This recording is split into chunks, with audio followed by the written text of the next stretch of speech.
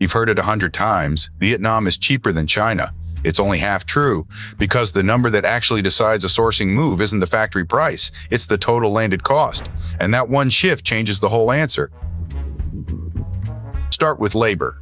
A production worker in Vietnam costs roughly 40 to 55% of one in Guangdong, China's main export hub, $250 to $380 a month, against $450 to $600, a real gap, but labor is only one slice of what a product actually costs. And that slice swings hard by category. In cut-and-sew apparel, labor is 35 to 45% of total cost, so Vietnam's wage advantage can cut your total cost by a sixth or more. In electronics assembly, labor is under 15%, so the same wage gap barely moves the needle. The word cheaper only holds where labor is heavy.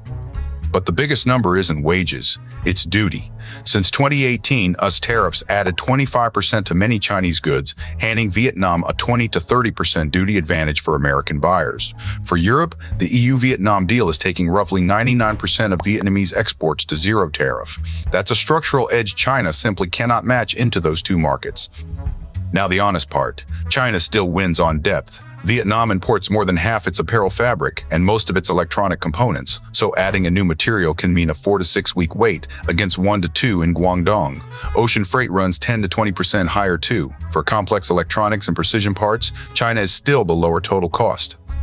So here's the real verdict. For apparel, footwear, wood furniture, and processed food, where labor is heavy and the trade deals bite hardest, Vietnam wins on total landed cost, clearly. The question was never which country is cheaper. It's cheaper for your category, your HS code, your destination. That's a spreadsheet question, not a slogan. Run your own HS code through our landed cost calculator and source from suppliers we've already verified. At Trade with Viet.